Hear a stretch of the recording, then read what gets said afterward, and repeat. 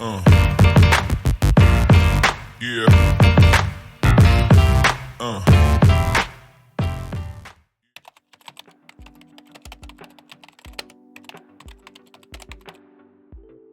We just really encourage our whānau to see themselves in this space. I think that's one of the things that sometimes can be really intimidating when we look at local government and council, because we're not seen or visible in multitudes, we sometimes feel like it's not for us. And the reality is we've been leading our spaces for decades. You know, our marae, our kura, revitalising our te reo. So there's been so many places that we lead, and local government is no different. So if I could say to the whānau, you know that it's our space, don't feel like you're not worthy.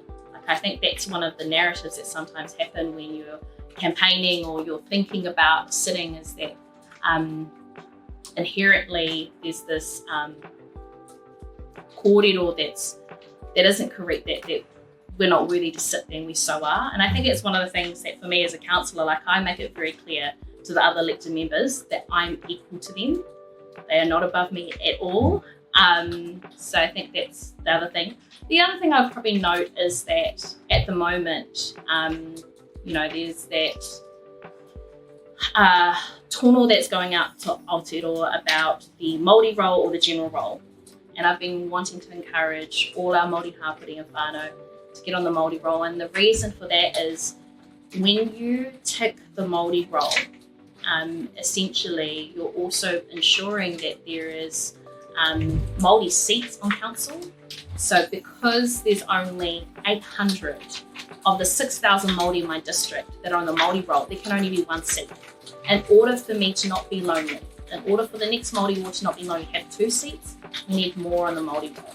So I would encourage the rest of my 5,200 Māori that are currently sitting in the general role, Manawatū, please swap over to the Māori role. You have until June.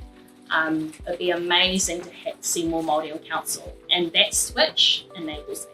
There's this narrative that when you're Māori and you're campaigning or you're going for one of these roles, that you have to be exceptional.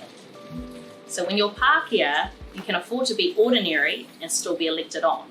When you're Māori, you have to be exceptional. And I remember one of my good friends, who's also a councillor in Taranaki, and he said to me, what our people forget is that our ordinary is our extraordinary. So if I could say this to everyone, is that we're already exceptional. We were born that way, so we don't have to prove anything to sit at the table.